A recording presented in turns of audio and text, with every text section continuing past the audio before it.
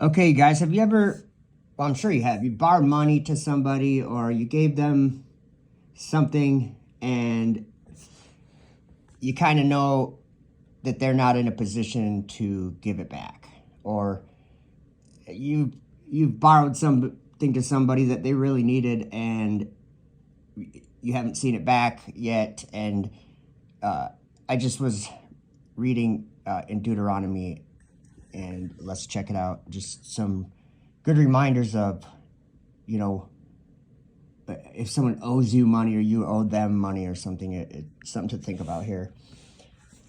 Debts canceled every 7 years. At the end of every 7 years, you shall grant a release of debts. By the way, and this is the form of the release. Every creditor who has lent anything to his neighbor shall release it. He shall not require it of his neighbor or his brother, because it is called the Lord's release. Of a foreigner you may require it, but you shall give up your claim to what is owed by your brother, except when there may be no poor among you, for the Lord will greatly bless you in the land which the Lord your God is giving you to possess as an inheritance.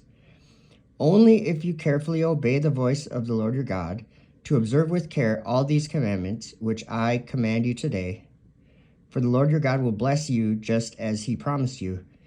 You shall lend to many nations, but you shall not borrow. You shall reign over many nations, but they shall not reign over you. So my quick thought about this is I think this applies in our modern day just as well.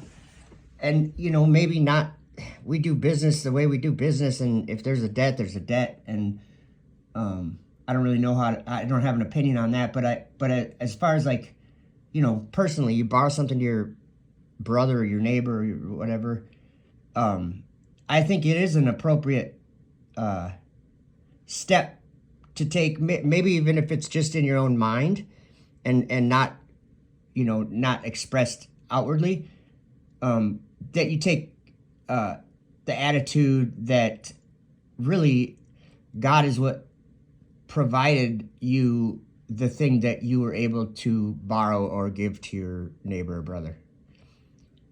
And so you could release a debt, and there's all you're doing is obeying God, because God is the one that provides you with everything. You know, the birds don't have checkbooks, do they? They don't have loans that they get at the bank. But they eat every day and they have a place to rest. So there you go.